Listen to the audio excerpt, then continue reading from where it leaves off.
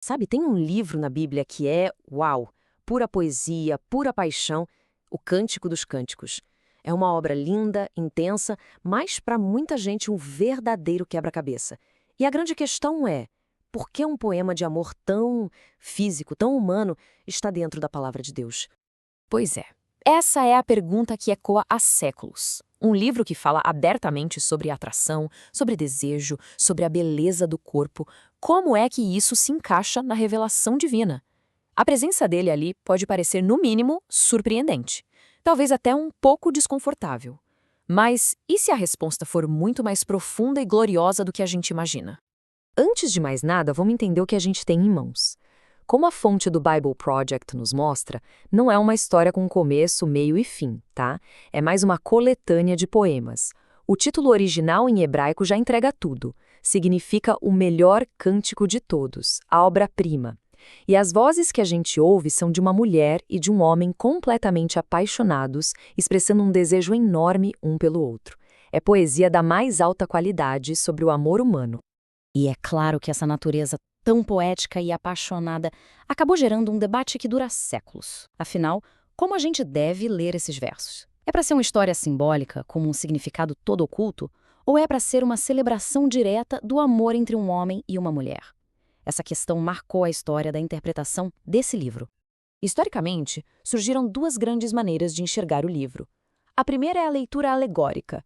Nela, os amantes não são pessoas de verdade, mas símbolos. O homem representaria Deus ou Cristo e a mulher, o povo de Israel ou a Igreja. A segunda é a leitura literal, que entende o poema exatamente como ele se apresenta. Uma celebração do amor romântico, do casamento, como um presente do próprio Deus. E essa divisão, olha, não é de hoje. A tradição judaica antiga e os primeiros pais da Igreja preferiam a alegoria. Era uma forma de conectar o poema diretamente com a história da redenção. Só que, com a Reforma Protestante, as coisas começaram a mudar. O pessoal passou a dar mais valor ao sentido literal do texto, uma tendência que ganhou ainda mais força com as descobertas da arqueologia, que encontrou poemas de amor bem parecidos naquela região do Antigo Oriente Médio. Então, como é que a gente resolve esse impasse? A resposta, na verdade, está em um princípio fundamental de como lemos a Bíblia inteira. O nome disso é hermenêutica. É a ciência da interpretação. E como destaca o pastor Hernandes Dias Lopes, uma regra de ouro é: sempre que possível, o sentido literal tem que ser o ponto de partida. Se o texto fala de um homem e uma mulher apaixonados, a nossa primeira abordagem deve ser entender isso como, bem, um homem e uma mulher apaixonados. E a própria Escritura nos dá a base para isso. Esse versículo em Hebreus é muito poderoso. Ele não apenas permite, mas eleva o casamento e a intimidade física a um lugar de honra. A palavra grega original para leito, koité, se refere diretamente à relação sexual. Ou seja, Deus está declarando que essa união, dentro do casamento, é digna de honra.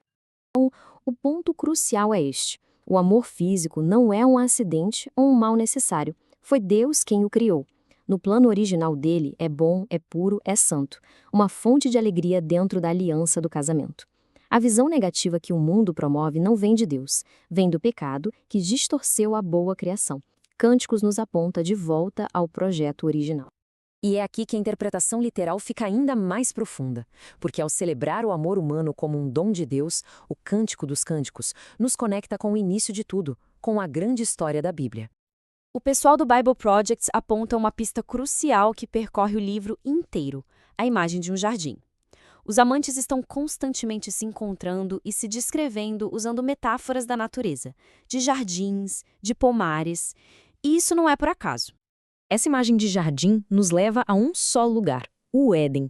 O poema é um eco daquele primeiro jardim, onde Adão e Eva estavam nus e não se envergonhavam.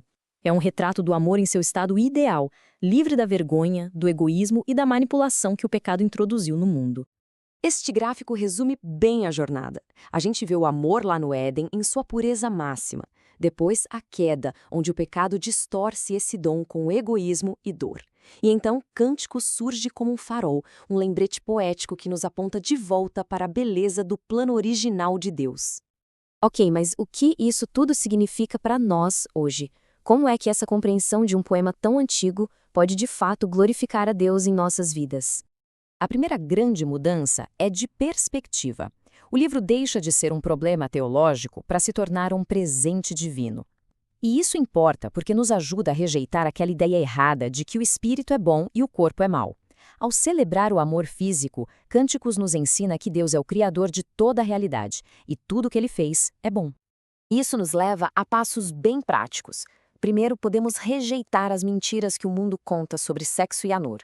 Segundo, podemos celebrar o casamento como o lugar que Deus designou para essa expressão. E, fundamentalmente, podemos reconhecer que mesmo o melhor amor humano é apenas um vislumbre, um eco, do amor perfeito de Deus. O objetivo final é buscar um amor que, em sua pureza e compromisso, glorifique o Criador de tudo. As palavras finais do próprio livro resumem tudo de forma perfeita. O verdadeiro amor tem uma força que reflete seu Criador. É poderoso, inextinguível, uma chama veementíssima, que no hebraico original pode até ser lido como uma chama do Senhor. O amor, em sua essência, tem uma origem divina. Fica então a reflexão. Se o Cântico dos Cânticos não é um enigma, mas uma celebração do bom presente de Deus, um presente que aponta para a perfeição do Éden e para o amor do próprio Criador, como isso transforma a forma como vemos nossos relacionamentos e como vemos aquele que nos criou para amar?